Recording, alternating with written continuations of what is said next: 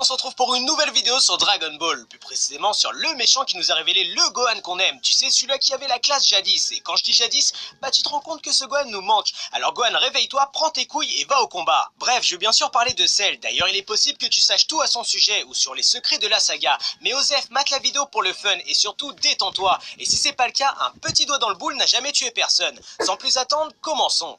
C19 et C20 étaient de base les vrais méchants de la saga. Rappelez-vous les amis, les premiers cyborgs que nous rencontrons sont C19 et C20, alias Dr Gero, qui sont apparus dans une ville où ils croisent la route d'un puissant guerrier du nom de Yamcha.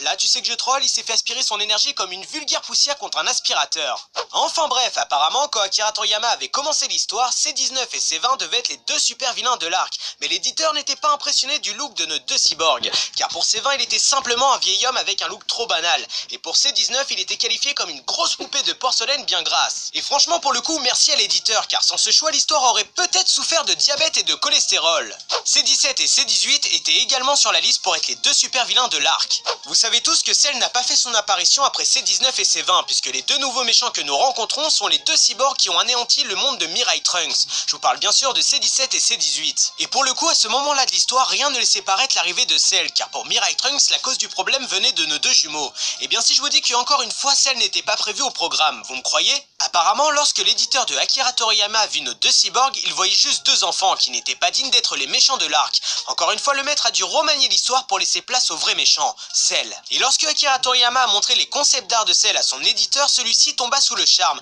et tout naturellement Cell prit la place du vrai méchant de l'arc. 1, 2, 3, c'est la bonne! Akira Toriyama avait trouvé enfin le méchant que son éditeur cherchait, mais croyez-moi, le monde éditorial est très dur. De base Cell devait avoir qu'une seule forme, mais l'éditeur trouvait que la forme dite trop insecte n'allait pas bien avec ce grand méchant, donc l'éditeur a suggéré une transformation. Donc le maître prit le crayon et donna naissance à la deuxième forme de Cell, qui au passage sa préférée. Mais encore une fois l'éditeur n'était pas convaincu par cette forme, car celle-ci lui donnait l'air trop idiot. Et finalement monsieur Toriyama créa la forme la plus emblématique de Cell, Perfect Cell, qui change littéralement l'apparence et la nature du personnage. Donc au final peut-être que l'éditeur avait raison de maintenir la barque, car pour moi cette dernière transformation est la plus aboutie.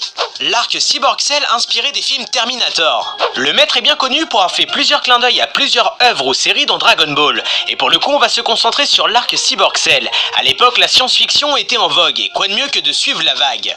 Dans Terminator, un gars vient du futur pour avertir le passé d'une menace robot qui se produira, tout comme Mirai Trunks vient du futur pour prévenir Goku et ses potes d'une menace cyborg. De plus dans Terminator, un androïde du nom de T-1000 a la capacité de se régénérer tout comme Cell dans Dragon Ball.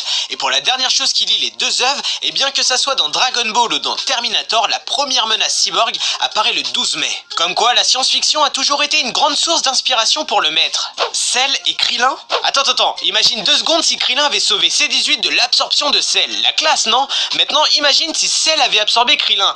Quel aurait été son niveau de puissance? Moi je dis qu'il aurait été mortel. Bref, pour ceux qui sont de la génération PS2, vous avez tous joué au Dragon Ball Budokai. Et pour le coup, dans Dragon Ball Budokai premier du nom, un chapitre bonus était proposé, où Krillin sauvait C18 et se faisait absorber à sa place. Et bordel, ce passage était what the fuck, avec un Cell petit, orange, avec un niveau de puissance de merde, et pour couronner le tout, qui peine à battre Yamcha. Franchement, ce chapitre était totalement délire, car à la fin du combat, on voit que ceci n'était qu'un rêve, fait par Cell en attendant le début du Cell Game. Voilà les amis, la nouvelle vidéo se termine, j'espère qu'elle vous aura plu, n'hésitez pas à me proposer d'autres personnages ou d'autres licences pour les choses à savoir, et surtout abonnez-vous à la chaîne YouTube. Sur ce, moi je vous laisse, tchuss!